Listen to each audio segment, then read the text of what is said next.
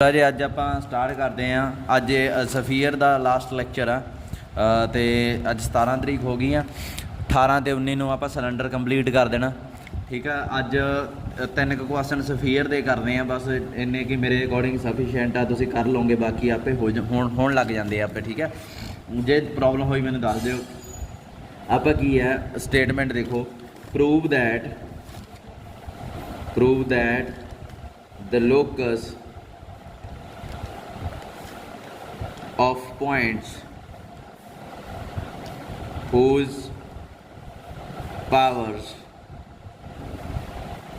with respect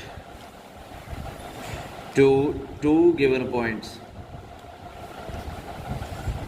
spheres are in constant ratio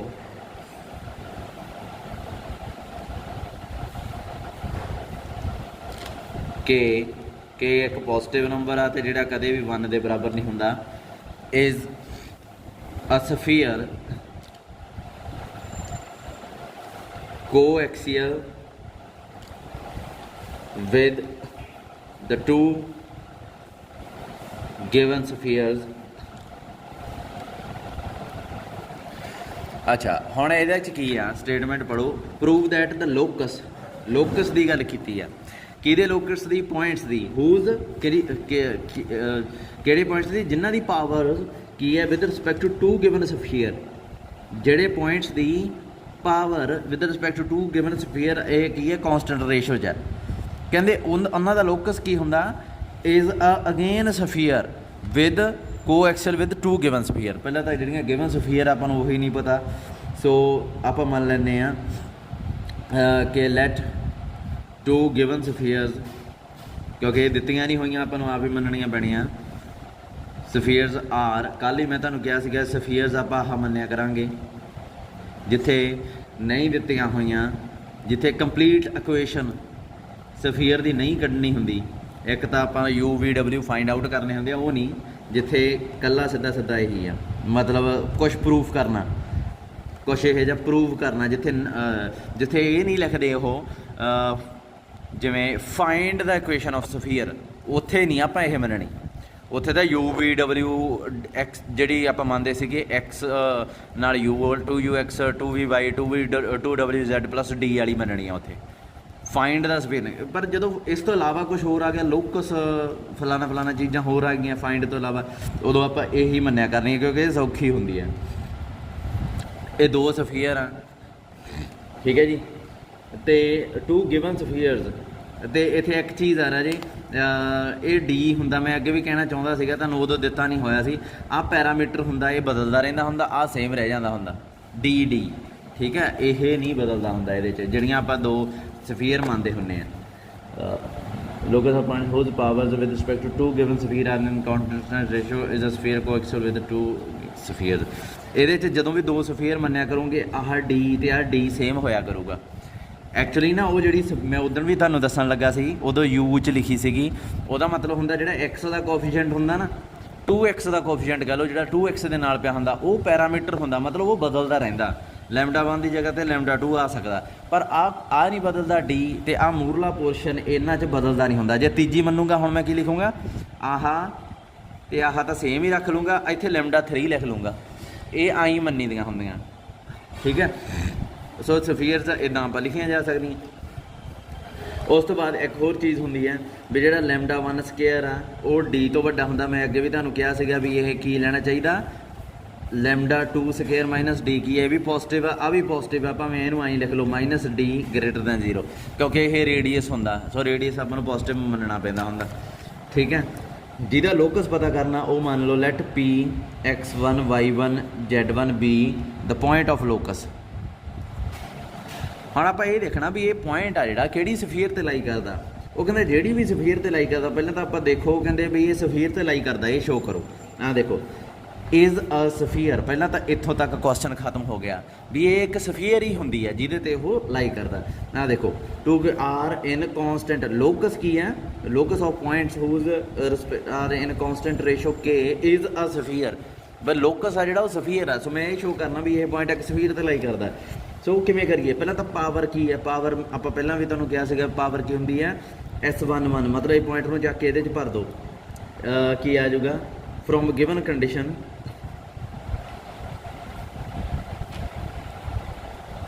power ਕੀ ਆ x1 square y1 square, ਇਹ ਪੁੱਟ ਕਰ ਦੇ ਦਿੰਦੀ ਹੈ z1 square 2 lambda 1 x1 plus d, ਪਹਿਲੀ x square y square z square 2 z1 ਨਹੀਂ z2 ਆਊਗਾ, z1 ਹੀ ਆਊਗਾ। ਅੱਛਾ ਹਾਂ ਸਫੀਅਰ ਬਦਲੀ ਹੈ ਨਾ, ਪੁਆਇੰਟ ਤਾਂ ਸੇਮ ਹੀ ਆ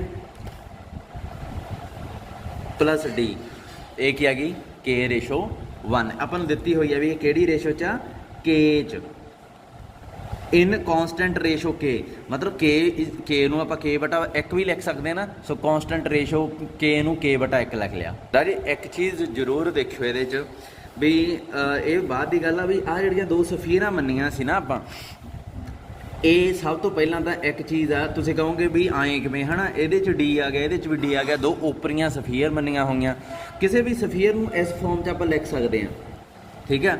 ਬੇਸਿਕਲੀ ਜੇ ਪਹਿਲੀ ਸਫੀਅਰ ਆਪਾਂ ਆਹ ਮੰਨੀ ਸੀਗੀ,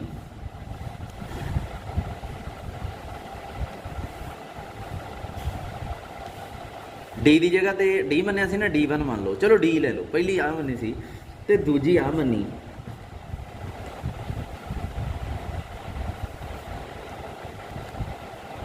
ਰਾਜੀ ਇੱਥੇ ਡੀ ਨਹੀਂ ਸੀ ਹੋਣਾ ਚਾਹੀਦਾ ਹੈ ਨਾ, ਇੱਥੇ ਤੁਹਾਨੂੰ ਵੀ ਲੱਗਦਾ ਨਾ ਇੱਥੇ, ਕਿਉਂਕਿ ਆਹ ਵੀ ਡੀ ਡੈਸ਼ ਹੋ ਗਿਆ ਇਕੁਅਲ ਟੂ 0, ਵੈਸੇ ਪਹਿਲੀ ਸਫੀਅਰ ਆਹ ਤੇ ਦੂਜੀ ਆਹ ਹੋਣੀ ਚਾਹੀਦੀ ਸੀ, ਮਤਲਬ ਇੱਥੇ lambda 1 D lambda 2 D dash, ਪਰ ਕਿਸੇ ਵੀ ਸਫੀਅਰ ਨੂੰ ਤੁਸੀਂ ਇਸ ਫਾਰਮ 'ਚ ਲਿਖ ਸਕਦੇ ਆ, ਕਿਸੇ ਵੀ ਸਫੀਅਰ ਨੂੰ ਤੁਸੀਂ ਇਸ ਫਾਰਮ 'ਚ ਵੀ ਲਿਖ ਸਕਦੇ ਆ, ਪਰ ਆਪਾਂ ਜਿਹੜੀਆਂ ਸਫੀਅਰ ਲੈ ਰਹੇ ਆ, ਜਦੋਂ ਇੱਥੇ ਡੀ ਡੈਸ਼ ਦੀ ਜਗ੍ਹਾ ਤੇ ਕੱਟ ਕੇ ਇਕੱਲਾ ਡੀ ਕਰ ਦਿੰਦੇ ਆ ਨਾ, ਇਹਨਾਂ 'ਚ ਇੱਕ ਰਿਲੇਸ਼ਨ ਬਣ ਜਾਂਦਾ।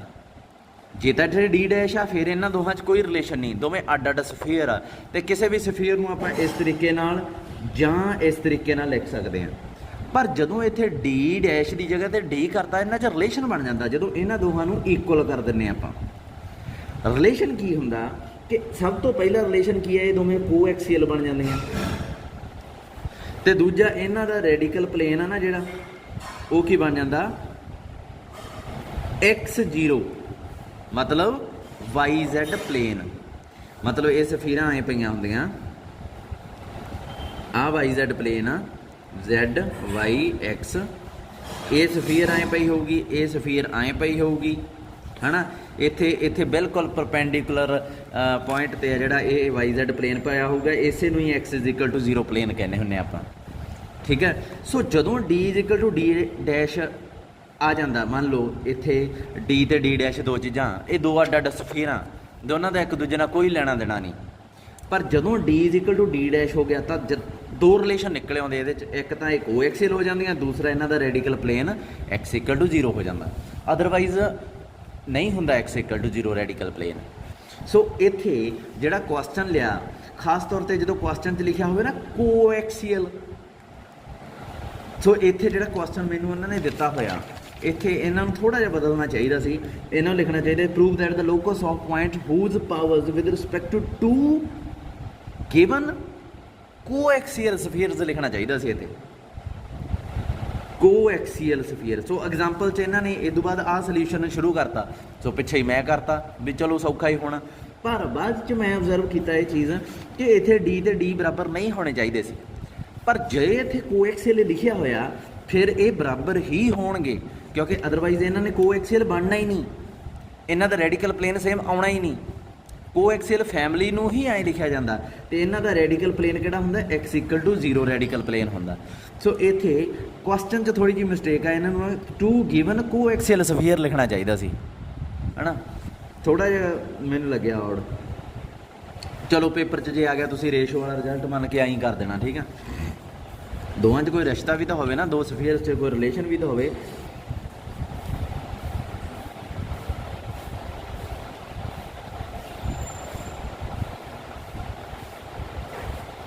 ਅਦਰਵਾਈਜ਼ ਜਾਂ ਤਾਂ ਫਿਰ ਕੋਐਕਸੀਅਲ ਵਿਦ 2 ਗਿਵਨ ਸਫੀਅਰ, ਅਦਰਵਾਈਜ਼ ਜਾਂ ਤਾਂ ਇੱਥੇ ਫਿਰ ਡੀ ਤੇ ਇੱਥੇ ਡੀ ਡੈਸ਼ ਲੈ ਕੇ ਚੱਲੋ, ਠੀਕ ਹੈ। ਸੋ ਆਪਾਂ ਇਹ ਮੰਨ ਕੇ ਚੱਲਦੇ ਹਾਂ ਵੀ ਇਹ ਕੋਐਕਸੀਅਲ ਆ, ਤੁਸੀਂ ਬੇਸ਼ੱਕ ਨਾ ਲਿਖੋ 2 ਗਿਵਨ टू स्फीयर्स आई देखो, let two given spheres from coaxial family, ठीक है, कोएक्सियल फैमिली ऑफ स्फीयर्स। आप मान लिया कोई भी कोएक्सियल फैमिली से, वो दो आ चक लिया, ठीक है। वैसे कोएक्सियल फैमिली ऑफ स्फीयर किहड़ी हुंदी है, किवें लिखी जा सकती है, ऐं लिखी जा सकती है x square y square z square two lambda x plus d is equal to 0। Lambda जिहड़ा ये पैरामीटर हुंदा, मतलब इहनूं तुसीं बदली जाना हुंदा, ते डी आ जिहड़ा कॉन्सटेंट रखना हुंदा, इहनूं बदलना नहीं हुंदा। लैम्डा की जगह लैम्डा 1 आ गया, लैम्डा की जगह लैम्डा 2 आ गया। हुण ये दो स्फीरां आ गईआं, पर यह इस फैमिली दे दो मैंबर आ। जे तुसीं D1 की जगह तो इत्थे D2 कर देंदे, फिर ये इस फैमिली के मैंबर नहीं रहना सी, क्योंकि इन्होंने कोएक्सियल नहीं सी रहना, क्योंकि ये D नूं मैं कॉन्सटेंट लिखा होया, D नूं बदलना नहीं। कॉन्सटेंट की जगह लिखो फिक्सड, फिक्सड लिखो, ज़्यादा वधिया लगता। ये पैरामीटर है, पैरामीटर मतलब बदलिया जाने वाला कॉन्सटेंट, चेंजेबल कॉन्सटेंट जिहड़ा बदल सकते हैं आपां, D नूं बदल नहीं सकते, ठीक है। सो ये कोएक्सियल सिस्टम चो दो स्फीरां चकनियां, तो यह जिहियां ही हमेशा चकोगे तुसीं। चक लियां, फिर यदी पावर की आऊगी, सीधा पॉइंट चक के पहली स्फीयर च पुट करता, सीधा पॉइंट चक के दूजी स्फीयर च पुट करता। यही किया उन्हें भी पावर्स की रेशो की है के, तो के नूं आपां k/1 लिख लिया। हुण इहनूं सिंपलीफाई करो, सिंपलीफाई करने के बाद ये की आऊगा x1 y1 square z1 square two lambda 1 x1 plus d k x1 square के y1 स्क्वायर के z1 स्क्वायर टू लैम्डा 2 के x1 प्लस के डी। इन्हू सिंपलीफाई कर लियो, के नाल प्रोडक्ट हो जानी है, जिहड़ी नीचे वाली स्फीयर आ वो आ वाली के नाल प्रोडक्ट हो जूगी, उधर आ जूगी। तो इन्हू सिंपलीफाई करोगे, जो छोटी जी कोई स्फीयर बनूगी, की बनूगी एक्स दे नाल के 1 माइनस के है ना, x1 स्केयर, फिर 1 माइनस के y1 स्केयर, 1 माइनस के z1 स्केयर, इत्थे आ जाऊगा 2 lambda 1 minus k lambda 2 x1 plus D, D भी आऊगा 1 माइनस के डी इक्वल टू 0, ठीक है। हम 1 माइनस के ना डिवाइड कर दो, x1 square y1 square z1 square two lambda 1 minus k lambda 2 1 minus k x1 इत्थे d इज इक्वल टू 0। हुण एक चीज़ है राजे, यदी जगह आप कोई होर स्केलर लिखांगे तो x1 नूं x चेंज कर दो, y1 नूं y चेंज कर दो, z1 नूं z च, यदी जगह लैम्डा 3 लिख दो, x1 नूं x चेंज कर दो, d की जगह d लिख लो। लैम्डा 3 की है 2 lambda 1 minus k lambda 2 bye 1 minus के, ठीक है, विच इज़ इत्थे लिख लो क्लीयरली, नवा पॉइंट लिख लो x1 y1 z1 lies on, ये तो ही लाई करता, विच इज़ की है स्फीयर, ये तो स्फीयर है। तो राजे देखो ये इत्थे डी आ गया, इत्थे सेम आ गया, बदलिया की है कला आह, सो ये की होगी ओबवियसली एक कोएक्सियल होगी उसे उन्होंने स्फीयर्स के नाल ही, इस फैमिली में बिलोंग कर गई ये, पर आपां चैक करके दिखाना पैना, ठीक है। सो आपां देखना पऊगा भी वो कोएक्सियल हैगी कि नहीं। सो अपने को 3 स्फीयर्स बन गई, 2 तो आह तो एक इत्थे लैम्डा 3 आके जी लास्ट वाली आई है, आ वाली, फर्क तो कोई नहीं, लैम्डा 1 की जगह लैम्डा 2 आ, लैम्डा 2 की जगह लैम्डा 3 है, 3 स्फीरां अपने को बन जांदियां वा। पहलियां 2 सीगियां जड़ियां ना, उन्हां दा रेडिकल प्लेन देखो, radical plane of 1 and 2 is की आऊगा, किवें आऊगा, सबट्रैक्ट करांगे आपां किनूं, X square Y square Z square 2 lambda 1 X plus D. ये ऊँ भी याद रखियो, इन्हां दा जिहड़ा रेडिकल प्लेन आउंदा हुंदा ना, वो x0 ही आउंदा हुंदा, मैं पहले ही दस चुकिया तुहानूं। घटा दो, घटाओगे आ ये गया डी ना गई 2 lambda 1 minus lambda 2 is equal to x is equal to 0। हुण लैम्डा 1 तो लैम्डा 2 दोवें तो अलग अलग आ, लैम्डा 3 भी अलग अलग आ, ये सारे डिस्टिंक्ट आ। सो इत्थे एक्स की आऊगा क्योंकि ये नॉन जीरो नंबर रह जूगा, x0 की बन गया रेडिकल प्लेन। सो इत्थे आपां लिख दांगे ਆਹ ਲਾਈਨ ਇੱਥੇ ਲਿਖਣੀ ਚਾਹੀਦੀ ਸੀ, ਇਹਨੂੰ ਵਿੱਚ ਸ਼ਾਮਲ ਕਰ ਲਿਓ। ਮੈਂ ਗਲਤੀ ਨਾਲ ਬਾਕਸ 'ਚ ਸ਼ੁਰੂ ਹੋ ਗਿਆ। ਰੈਡੀਕਲ ਪਲੇਨ ਇੱਥੇ ਐਂ ਲਿਖਿਓ, ਇਹਨੂੰ ਕੱਟ ਦਿਓ, ਇੱਥੇ ਲਿਖਿਓ ਸਬਟਰੈਕਟ 1 ਐਂਡ 2। ਇਹ ਲਿਖ ਕੇ ਆਹ ਦੋਵੇਂ ਸਬਟਰੈਕਸ਼ਨ ਕਰਕੇ ਦਿਖਾ ਦੋਗੇ ਤੁਸੀਂ, ਐਡ ਕਰੋਗੇ ਇਹਨੂੰ ਵਿੱਚ, ਐਡ ਕਰਨ ਤੋਂ ਬਾਅਦ x 0 ਆ ਗਿਆ, ਇਹ ਲਿਖ ਲਓਗੇ। ਦੇਅਰਫੋਰ ਰੈਡੀਕਲ ਪਲੇਨ ਹੁਣ ਲਿਖੋਗੇ, radical plane of 1 and 2 is x equal to 0. Now a radical plane, now we have to find a radical plane of 2 and 3। ਕਿਵੇਂ ਆਊਗਾ? ਸਬਟਰੈਕਟ ਕਰ ਦਾਂਗੇ, ਸਬਟਰੈਕਟ 3 from 2, ਆਈ ਲਿਖ ਦਈਏ 3 from 2। ਰਾਜੇ ਆਪਣੇ ਕੋਲ ਕੀ ਬਚੂਗਾ? ਦੇਖੋ ਸੇਮ ਹੀ ਚੀਜ਼ ਬਚੂਗੀ ਆਹ ਵਾਲੀ, ਹੈ ਨਾ। 2 ਇੱਥੇ ਆਪਾਂ 1 ਨੂੰ ਉੱਪਰ ਰੱਖਿਆ ਸੀ, ਆਹ ਜਿਹੜੇ ਨੈਗੇਟਿਵ ਵਾਲਾ ਉਹ ਥੱਲੇ ਹੁੰਦਾ, ਸੋ 3 ਨੂੰ ਘਟਾਇਆ, ਸੋ ਇਹਦਾ ਮਤਲਬ ਇੱਥੇ λ2 ਮੂਹਰੇ ਆਊਗਾ, ਮਾਈਨਸ λ3 ਪਿੱਛੇ ਰਹਿ ਜਾਊਗਾ, x is equal to 0 ਆ ਜਾਊਗਾ। ਪਰ ਇੱਥੇ ਆਪਾਂ ਇਹ ਨਹੀਂ ਕਹਿ ਸਕਦੇ λ2 λ3 ਤੋਂ ਡਿਸਟਿੰਕਟ ਆ, ਹਜੇ ਤਾਂ ਸ਼ੋ ਹੀ ਨਹੀਂ ਹੋਇਆ। ਆਪਾਂ ਨੂੰ ਕੀ ਪਤਾ λ2 ਹੈ ਜਿਹੜਾ λ3 ਦੇ ਬਰਾਬਰ ਹੀ ਆ ਜੇ। ਸੋ ਹੁਣ ਆਪਾਂ ਕੀ ਕਰਨਾ, ਇੱਥੇ ਆਪਾਂ λ3 ਦੀ ਵੈਲਿਊ ਭਰ ਦਾਂਗੇ। ਕੀ ਆਈ ਹੈ ਵੈਲਿਊ? ਬਹੁਤ ਵੱਡੀ ਸੀਗੀ, λ1 ਮਾਈਨਸ ਕੇ, λ2 1 ਮਾਈਨਸ ਕੇ, ਇਹ ਆਈ ਸੀ। ਇੱਥੇ x is equal to 0। ਇਹਨੂੰ ਸਿੰਪਲੀਫਾਈ ਕਰੋ, ਸਿੰਪਲੀਫਾਈ ਕਰਕੇ ਤੁਹਾਡੇ ਕੋਲ ਕੀ ਰਹਿ ਜਾਊਗਾ? ਇੱਥੇ ਲਾਈਨ ਮਾਰਕ ਕਰਦਾ, 1 λ2 ਮਾਈਨਸ ਕੇ λ2 ਮਾਈਨਸ λ1 ਪਲੱਸ ਕੇ λ2 ਬਾਈ 1 ਮਾਈਨਸ ਕੇ, ਇੱਥੇ x, ਇੱਥੇ 2 ਇਹ 0। ਠੀਕ ਹੈ, ਆਹ ਦੇਖੋ ਇਹਦੇ ਨਾਲ ਕੱਟਿਆ ਗਿਆ, ਕੀ ਬਚਿਆ? λ2 ਮਾਈਨਸ λ1। ਠੀਕ ਹੈ, 1 ਮਾਈਨਸ ਕੇ ਨੂੰ ਉੱਧਰ ਲੈ ਜਾਓ, x is equal to 0 ਆ ਬਚ ਗਿਆ। ਇਹ ਦੇਖੋ ਸੇਮ ਹੀ 2 ਤੇ 1 ਨੂੰ ਘਟਾਏ ਤੋਂ ਜੋ ਬਣਦਾ ਸੀ ਉਹੀ ਬਣ ਗਿਆ। ਸੋ ਆਹ ਦੋਵੇਂ ਤਾਂ ਅਨਇਕੁਅਲ ਆ, ਇੱਕ ਦੂਜੇ ਦੇ ਬਰਾਬਰ ਹੈ ਹੀ ਨਹੀਂ, ਹੈ ਨਾ। ਸੋ ਇਹਦਾ ਮਤਲਬ ਕੀ ਬਚੂਗਾ? x is equal to 0। ਸੋ radical plane of 2 and 3 is, ਇੱਥੇ ਫੇਰ ਲਿਖੋਗੇ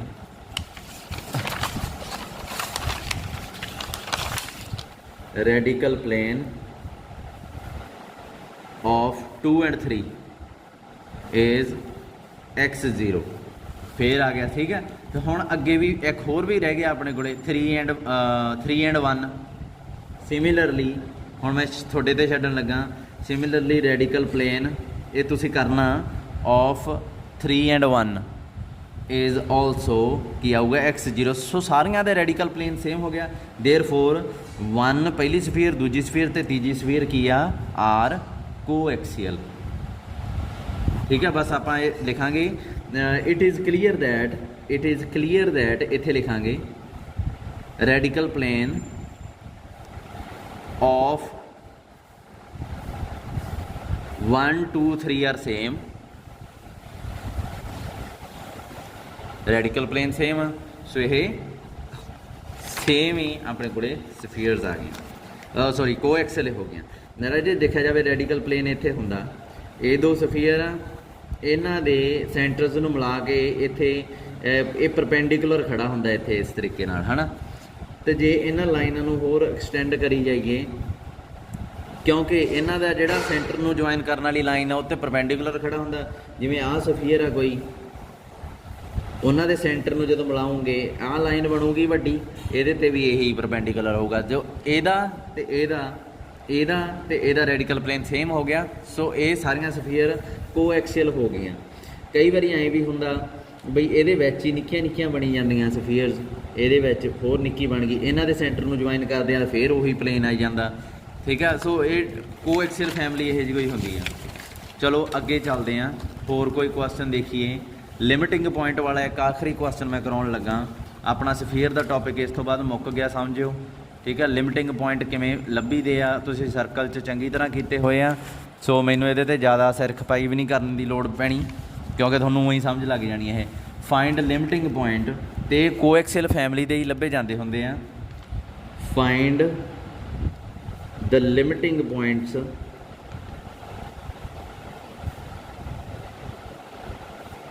of coaxial system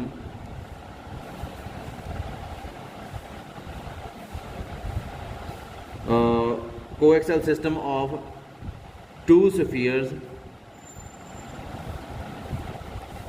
whose equations are ਇਹ coaxial system ਬਣਾਉਂਦੀਆਂ ਠੀਕ ਹੈ। ਆਪਾਂ ਨੂੰ coaxial system ਵੀ ਪਤਾ ਲੱਗਣਾ ਚਾਹੀਦਾ ਪਹਿਲਾਂ ਕੀ ਆ, ਪਰ ਆਪਾਂ ਨੂੰ ਪਤਾ ਚੰਗੀ ਤਰ੍ਹਾਂ ਵੀ ਕੀ ਹੁੰਦਾ coaxial system ਕਿਵੇਂ ਹੁੰਦਾ spheres are whose equations are ਕਿਹੜੀ ਹੈ ਪਹਿਲੀ equation x square y square z square minus 8x plus 2y minus 2z plus 32 is equal to 0।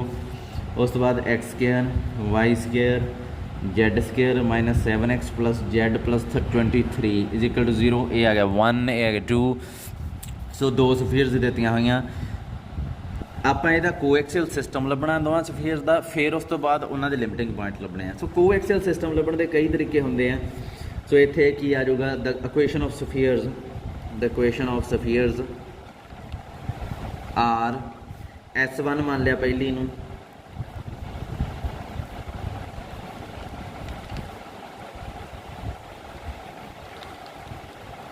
S2 ਮੰਨ ਲਿਆ ਦੂਜੀ ਨੂੰ,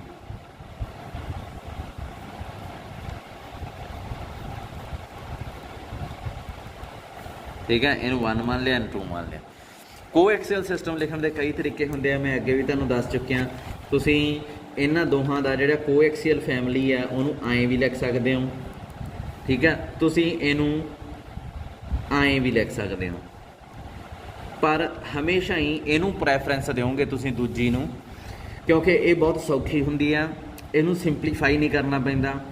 ਇਹਦੇ ਨਾਲ ਸਪੈਸ਼ਲ ਚੀਜ਼ ਆ ਜਿਹੜੀ ਤੁਹਾਨੂੰ ਮਿਲਦੀ ਆ ਉਹ ਇਹ ਆ ਕਿ ਐਕਸ ਸਕੇਅਰ ਦਾ ਜਿਹੜਾ ਕੋਫੀਸ਼ੀਐਂਟ ਆ ਨਾ ਉਹ ਨਹੀਂ ਬਦਲਦਾ, ਕਿਉਂਕਿ ਇਹਦੇ 'ਚ ਤਾਂ ਐਕਸ ਸਕੇਅਰ ਆਉਣਾ ਹੀ ਨਹੀਂ ਹੈ, ਕਿਉਂਕਿ ਇੱਕ ਦੂਜੇ ਨਾਲ ਘਟ ਜਾਣੀਆਂ ਇਹ ਐਕਸ ਸਕੇਅਰ ਨਾਲ ਐਕਸ ਸਕੇਅਰ ਕੱਟਿਆ ਜਾਣਾ, ਵਾਈ ਸਕੇਅਰ ਨਾਲ ਵਾਈ ਸਕੇਅਰ, ਜ਼ੈਡ ਸਕੇਅਰ ਨਾਲ ਜ਼ੈਡ ਸਕੇਅਰ। ਇਹ ਤਾਂ ਇੱਕ ਪਲੇਨ ਹੁੰਦਾ, ਠੀਕ ਹੈ। ਐਕਸ ਸਕੇਅਰ ਇਹਦੇ 'ਚ ਆਉਣਾ, ਉਹ ਕੀ ਆ ਜਾਊਗਾ ਇਹਦੇ ਵਾਲਾ ਹੀ, ਜਾਣੀ ਕਿ ਕੋਫੀਸ਼ੀਐਂਟ ਸਾਰੇ 1 1 1 ਆਪ ਹੀ ਹੋ ਜਾਣਗੇ। ਪਰ ਜਦੋਂ ਤੁਸੀਂ ਸਿੱਧਾ ਕਰੋਗੇ, ਦੇਖੋ ਇਹਦੇ ਨਾਲ ਐਕਸ ਸਕੇਅਰ ਦਾ ਕੋਫੀਸ਼ੀਐਂਟ ਕੀ ਹੈ 1, ਇਹਦੇ ਨਾਲ ਐਕਸ ਸਕੇਅਰ ਦਾ ਕੋਫੀਸ਼ੀਐਂਟ ਕੀ ਹੈ k, ਠੀਕ ਹੈ। k ਹੈ ਨਾ, k ਨਾਲ ਪ੍ਰੋਡਕਟ ਹੋ ਗਈ S2 ਨੂੰ, ਸਾਰੇ ਨੂੰ k ਨਾਲ ਪ੍ਰੋਡਕਟ ਕਰੋ, ਇੱਥੇ ਆ ਜਾਊਗਾ k, ਇੱਥੇ ਆ ਜਾਊਗਾ k, ਇੱਥੇ k। ਸੋ ਜੋੜੋਗੇ ਜਦੋਂ 1 + k ਆ ਜਾਣਾ ਐਕਸ ਸਕੇਅਰ ਦਾ ਕੋਫੀਸ਼ੀਐਂਟ, ਅਤੇ ਫਿਰ ਤੁਹਾਨੂੰ ਡਿਵਾਈਡ ਕਰਨਾ ਪੈਣਾ 1 + k, ਤਾਂ ਇਹ ਸਿੰਪਲ ਜੀ ਸਫੀਅਰ ਬਣੂਗੀ। ਸੋ ਇਹਨੂੰ ਪ੍ਰੈਫਰੈਂਸ ਤੁਸੀਂ ਦਿਓਗੇ ਹਮੇਸ਼ਾ ਹੀ, ਠੀਕ ਹੈ। ਸੋ ਪਹਿਲਾਂ ਤਾਂ S1 - S2 ਕੱਢ ਲਓ।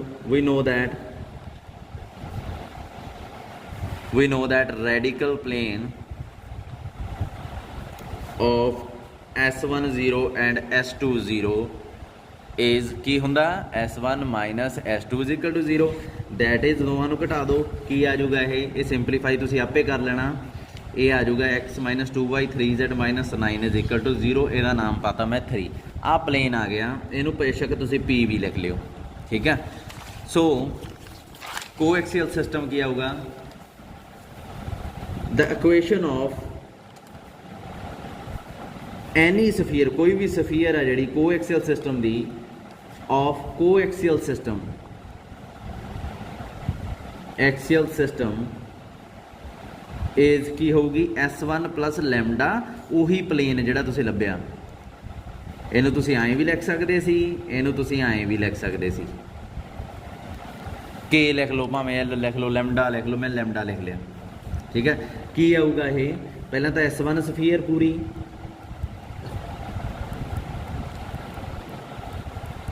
ਸਰਕਲ 'ਚ ਸਾਰਾ ਕੰਮ ਤੁਸੀਂ ਕੀਤਾ ਹੋਇਆ ਇਹ, ਫਿਰ ਪਲੇਨ, ਇਹਨੂੰ ਸਿੰਪਲੀਫਾਈ ਕਰ ਲਓ। ਦੇਖੋ ਐਕਸ ਸਕੇਅਰ ਦਾ ਕੋਫੀਸ਼ੀਐਂਟ 1 ਆ, ਵਾਈ ਦਾ ਵੀ 1 ਆ, ਜ਼ੈਡ ਸਕੇਅਰ ਦਾ ਵੀ 1 ਆ, ਐਕਸ ਦਾ ਬਦਲੂਗਾ, ਕੀ ਆਊਗਾ ਲੈਮਡਾ -8, ਫਿਰ ਵਾਈ ਦਾ ਵੀ ਬਦਲੂਗਾ 1 - 2k y, 2 lambda y sorry,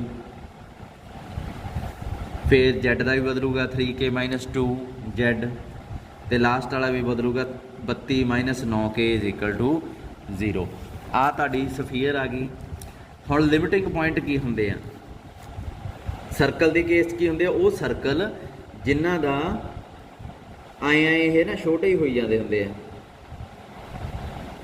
ਉਹ ਸਰਕਲ ਜਿਨ੍ਹਾਂ ਦਾ ਸੈਂਟਰ, ਉਹ ਸਰਕਲ ਜਿਨ੍ਹਾਂ ਦਾ ਰੇਡੀਅਸ 0 ਹੁੰਦਾ, ਉਹਨਾਂ ਦਾ ਜਿਹੜਾ ਸੈਂਟਰ ਆ ਨਾ ਉਹਨਾਂ ਨੂੰ ਲਿਮਿਟਿੰਗ ਪੁਆਇੰਟ ਕਹਿੰਦੇ ਆ। ਜਿਨ੍ਹਾਂ ਦਾ ਰੇਡੀਅਸ 0 ਹੁੰਦਾ ਉਹਨਾਂ ਦੇ ਸੈਂਟਰ ਨੂੰ ਲਿਮਿਟਿੰਗ ਪੁਆਇੰਟ ਕਹਿੰਦੇ। ਇੱਥੇ ਵੀ ਸੇਮ ਹੀ ਡੈਫੀਨੇਸ਼ਨ ਆ। ਇਹਦਾ ਸੈਂਟਰ ਪਤਾ ਕਰੋ। ਨਾਓ it's centre is -k/8 k मैं फिर लिख देना क्योंकि एग्जाम्पल च k ली हुई है। इतने लो -λ-8/2 ये पहला पॉइंट। इत्थे 1 - 2 λ/2 ये भी नैगेटिव आ जाऊगा इत्थे। तो फिर लास्ट वाला 3k - 2/2 ये भी नैगेटिव आ जाऊगा। k की जगह फिर इत्थे लैम्डा ही आऊगा, मैं गलती ना लिख लिया। ये सेंटर आ, ये लिमिटिंग पॉइंट बन जूगा। एंड जे की होवे इहदा रेडियस 0 होवे। रेडियस इहदा कैलकुलेट करो की आऊगा, इहदा स्केयर λ-8/2 का स्केयर। ये तो सीधा ही कर दिया ना क्योंकि नैगेटिव नैगेटिव आपे विच एडजस्ट हो जाते होंगे। ये सेंटर का ही मैं तो स्केयर पा दिना हुन्ना। कॉन्सटेंट टर्म भी घटानी पऊगी, वो की हैगी घटाए तो 9k - 32 रह जूगा। 9 λ - 32 रह गया ना। इनू सिंपलीफाई करो। ਇਹਨੂੰ ਸਿੰਪਲੀਫਾਈ ਕਰਕੇ ਜੋ ਆਊਗਾ ਮੈਂ ਐਗਜ਼ਾਮਪਲ ਤੋਂ ਦੇਖ ਕੇ ਲਿਖਣ ਲੱਗਾ, ਉਹ ਬਣ ਜਾਊਗਾ 14 λ² - 56/2। ਸੋ ਲਿਮਿਟਿੰਗ ਪੁਆਇੰਟ ਵਾਸਤੇ ਕੀ ਕਰਨਾ ਪਊਗਾ ਆਪਾਂ ਨੂੰ? ਰੇਡੀਅਸ 0 ਕਰਨਾ ਪਊਗਾ। ਸੋ ਰੇਡੀਅਸ ਨੂੰ 0 ਦੇ ਬਰਾਬਰ ਕਰ ਦਿਓ। ਇੱਥੋਂ ਲੈਮਡਾ ਆ ਜਾਊਗਾ। ਇੱਥੋਂ ਸਕੇਅਰਿੰਗ की 14 λ² - 56 = 0। 14 × 56 ਹੁੰਦਾ, λ² - 4 0 लैम्डा आ गया +-2। सो एक बारी लैम्डा जो 2 पुट करोगे किहदे च सेंटर च, सेंटर कित्थे आ? आ वाले सेंटर च 2 पुट करो की आऊगा -6/2 -1 - 4/2 -3 - 2/2। ये सेंटर तुहाडा बन गया पहला लिमिटिंग पॉइंट। ये पहला लिमिटिंग पॉइंट ये बन जाऊगा 3 -3/2। कितने कोई कैलकुलेशन तो नहीं मिस्टेक हुई? लैम्डा की वैल्यू 2 ही भरनी सी। 2 4 -3/2 3। किते कोई गड़बड़ हुई है क्योंकि मेरा एग्जाम्पल ना मैच नहीं कर रहा। सेंटर दूसरा जिहड़ा ये अच्छा इत्थे गलती हुई है राजे। ये 1 माइनस नहीं है, ये 2 - 2 लैम्डा है। तो उस हिसाब ने इत्थे 2 - 2 लैम्डा आऊगा। हुण पुट करोगे इत्थे 2 आऊगा, ठीक है। सो 2 आने तो बाद ये की बन गया 1 ਤੇ लास्ट वाला 3 दूनी 6 4 2 -2। पहला लिमिटिंग पॉइंट ये इनू सिंपलीफाई किया आ बन गया। हुण लैम्डा की वैल्यू -2 पुट करोगे वो की बन जाऊगा 5 - 3 4। 2 लिमिटिंग पॉइंट आ गए, तुहाडा आंसर आ गया। एक राजे हिंट ले लो, जिवें कई बार वो कह देंगे find the equation of sphere.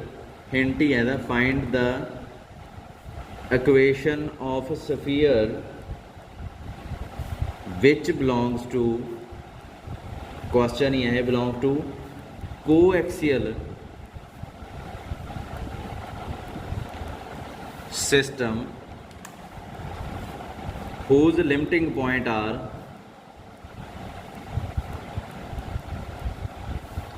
Limiting point दिते हुए है 1 2 0 2 2 0 and which passes through एक पॉइंट चो पास करती है 0। हुण ये सफीयर है जी वो लिमिटिंग पॉइंट ये है। राजे मैनू एक गल दसो भी जे लिमिटिंग पॉइंट आ, लिमिटिंग पॉइंट खुद भी सफीयर होंदी आ विद रेडियस 0। सो इनू मैं लिख सकदा x - 1 दा स्केयर। ये सेंटर आ ना, सेंटर कित्थों आया होगा? ये इस सफीयर तो आया होगा जिहदा रेडियस की होगा 0। इनू सिंपलीफाई कर लो, ये ही बन गया x² y² z² -2x -4y + 5 = 0। Same sense इनू भी सॉल्व करांगे जो अपने को x² y square Z square minus 4x minus 4y plus 8।